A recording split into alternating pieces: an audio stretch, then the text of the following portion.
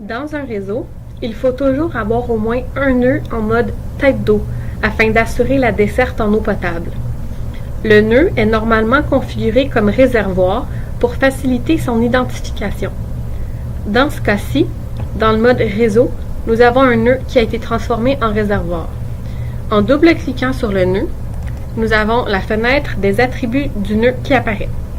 On y retrouve les coordonnées du nœud, ainsi que l'élévation au sol qui est de 25 mètres.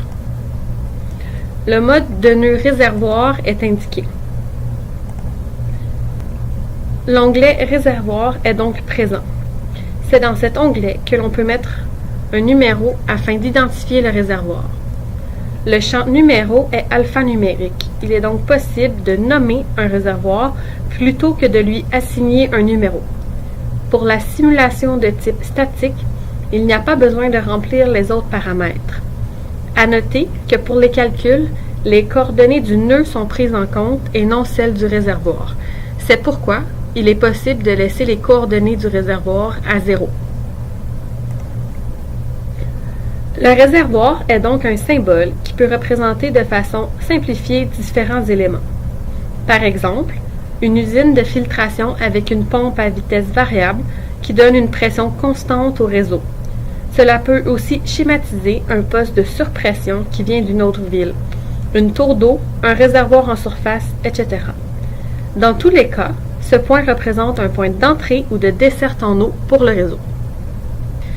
Pour ajouter une tête d'eau, on doit sélectionner la simulation désirée et activer le mode simulation. Ici, nous travaillerons dans la simulation de jour moyen 2017.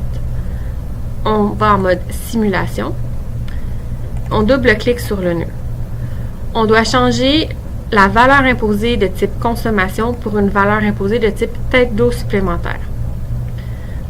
Ici, les unités de la tête d'eau sont en mètres. Il est possible de les changer dans la configuration de projet. Disons que nous avons une tête d'eau de 25 mètres. La deuxième façon serait de modifier la tête d'eau directement dans le chiffrier des valeurs imposées. Donc, chiffrier, simulation, valeur imposée. Dans ce cas, on sélectionne le nœud dans la liste et on modifie les colonnes mode et tête d'eau supplémentaire dans cet ordre. Donc, disons qu'on souhaite mettre le nœud 1. On change le mode consommation pour le mode tête d'eau supplémentaire et on ajoute notre tête d'eau supplémentaire en mètres, disons 25 aussi. On sort du chiffrier en cliquant OK.